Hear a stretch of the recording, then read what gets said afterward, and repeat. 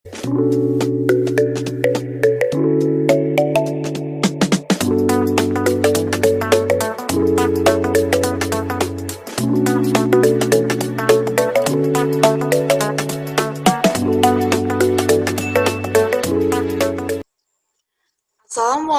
warahmatullahi wabarakatuh. Pada video pembelajaran kali ini, kita akan belajar bersama tentang menentukan nilai optimum suatu fungsi objektif atau fungsi tujuan. Bersama saya, Andriani Susana. Ya, kita akan mulai dari permasalahan dalam program linier, yaitu suatu permasalahan untuk menentukan besarnya masing-masing nilai variabel yang mengoptimumkan, bisa maksimum, bisa juga minimum, suatu nilai fungsi objektif atau fungsi tujuan dengan memperhatikan batasan-batasan atau fungsi kendala yang ada. Permasalahan dalam program linier kita bagi menjadi dua.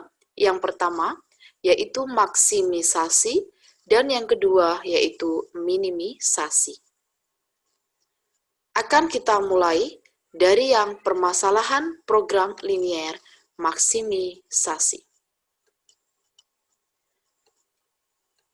Maksimisasi adalah suatu proses untuk memaksimumkan fungsi objektif atau fungsi tujuan. Di sini, fungsi objektifnya yaitu dalam bentuk Z sama dengan AX plus BY, sedangkan untuk batasan atau kendala atau constraint-nya yaitu C1X ditambah D1Y kurang dari sama dengan E1, ada juga C2X ditambah D2Y kurang dari sama dengan E2, dan seterusnya sampai dengan ke CIX ditambah DIY kurang dari sama dengan EI. Di mana untuk I-nya dimulai dari 1, 2, sampai dengan N, tergantung banyaknya batasan atau banyaknya kendala pada permasalahan. Jangan lupa, X, Y selalu lebih besar sama dengan 0.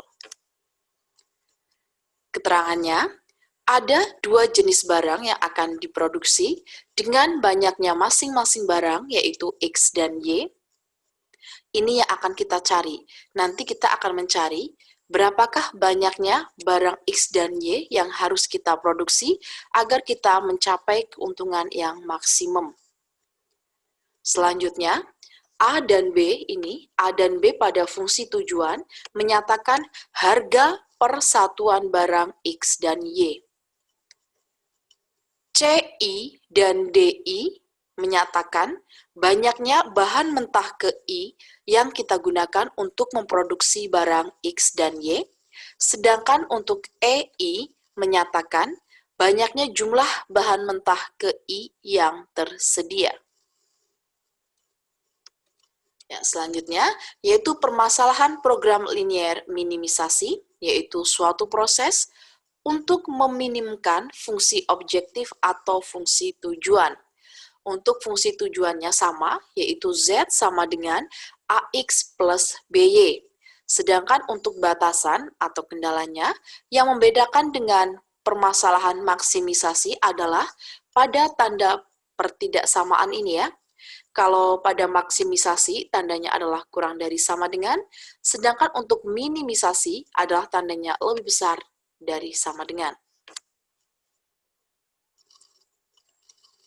I-nya sama, dimulai dari 1, 2, sampai dengan N, tergantung banyaknya batasan atau kendala pada suatu permasalahan.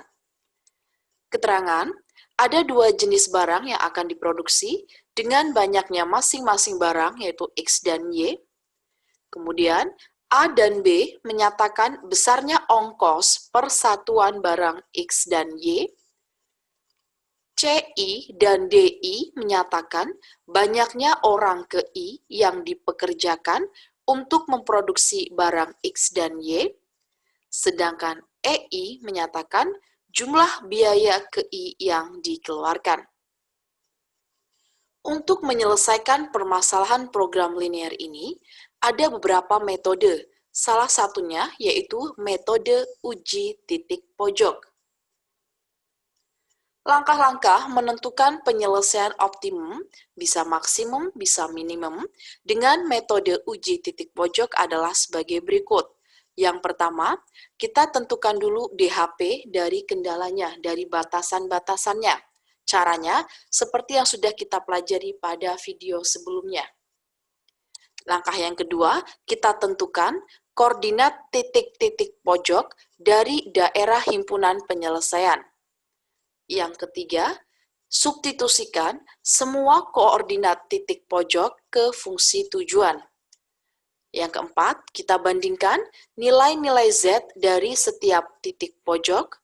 Dan yang kelima, nilai yang terbesar adalah nilai maksimum dan nilai yang terkecil adalah nilai minimum. Agar kalian lebih paham, akan Bu Andri berikan contoh sebagai berikut. Tentukan nilai maksimum fungsi objektif Z sama dengan 8X plus 6Y dengan kendala sebagai berikut. Di sini ada 4 kendala. Yang pertama, 4X plus 2Y kurang dari sama dengan 60. Yang kedua, 2X plus 4Y kurang dari sama dengan 48. X lebih besar sama dengan 0, dan Y lebih besar sama dengan 0. Langkah-langkahnya, yang pertama akan kita cari DHP-nya terlebih dahulu ya. Untuk 4X plus 2Y kurang dari sama dengan 0. Ya, ketika X-nya 0, nanti nilai Y-nya berapa? X-nya 0, nilai Y-nya akan sama dengan 30, dan ketika Y-nya 0, maka X-nya sama dengan 15. Maka kita peroleh koordinat titiknya 0,30 dan 15,0.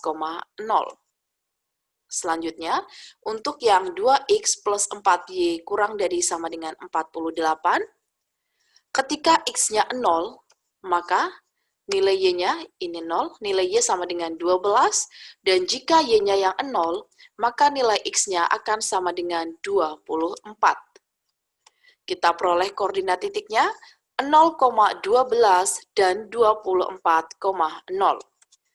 Koordinat titik ini akan kita gambar pada Kartesius ya. Langkah pertama, kita buat dulu sumbu X-nya dan juga sumbu Y.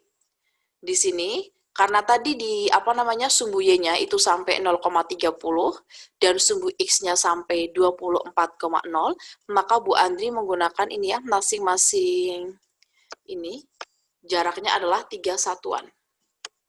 0 ke 3, 6, 9, 12, 15, 18, 21, dan 24.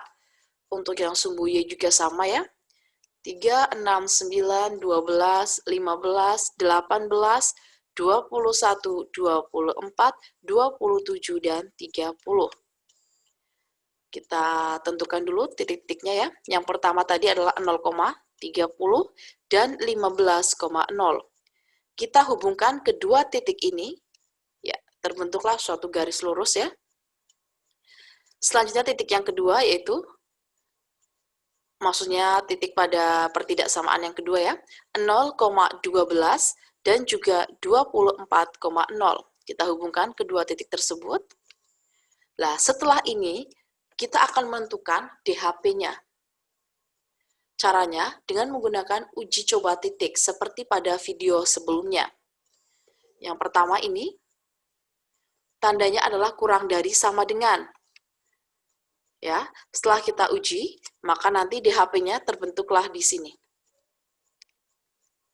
X lebih besar dari 0 dan Y lebih besar sama dengan 0, maka tidak mungkin ada di bawah ataupun di sebelah kiri sumbu. Maka ada di sini ya, DHP-nya. Nah, dari DHP ini kalian cermati, DHP ini dibatasi oleh 4 titik. Ada 4 titik pojok. Yang pertama yaitu titiknya adalah kita beri nama titik A. Kemudian ada titik B, ada titik C, dan juga ada titik D. DHP-nya dibatasi oleh 4 titik pojok. Untuk koordinat titik A-nya sudah kita ketahui ya, yaitu 0,0. Untuk koordinat titik B-nya yaitu 0,12. Untuk koordinat titik D-nya yaitu 15,0. Tetapi untuk koordinat titik C-nya belum kita ketahui. Kalau misal kita menggambarnya benar, maka bisa kita langsung lihat ya, kalau menggambarnya benar. Tetapi kalau tidak, untuk mencari koordinat titik C-nya, kita bisa mengeliminasi dari kedua persamaan. Yang pertama tadi, 4x plus 2y sama dengan 60.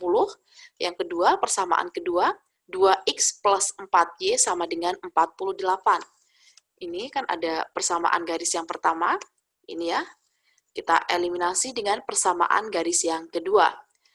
Kita eliminasi, diperoleh nilai Y-nya sama dengan 6 dan nilai X-nya sama dengan 12.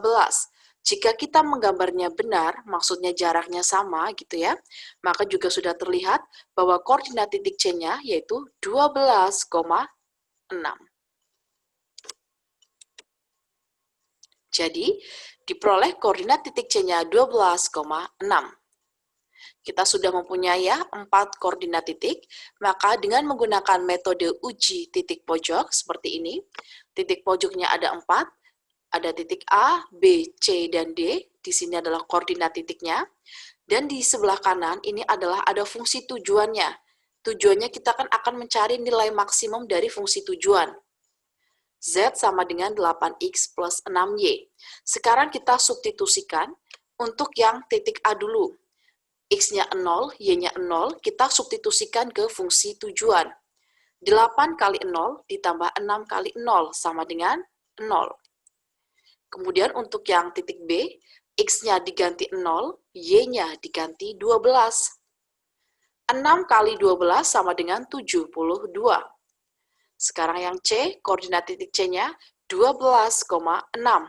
8 kali 12 ditambah 6 kali 6. 8 kali 12 sama dengan 96, ditambah 36 sama dengan 132. Dan titik yang terakhir yaitu titik D, koordinatnya 15,0, X-nya diganti 15, Y-nya diganti 0, menghasilkan 120. Dari keempat hasil ini, karena tadi pertanyaannya adalah nilai maksimum, maka nilai maksimum untuk fungsi objektif Z sama dengan 8X plus 6Y, yaitu 132, yaitu pada titik pojok C dengan koordinat 12,6. Ya, sekian video pembelajaran kita hari ini. Semoga apa yang Bu Andri sampaikan bisa bermanfaat untuk kalian semuanya. Terima kasih. Wassalamualaikum warahmatullahi wabarakatuh.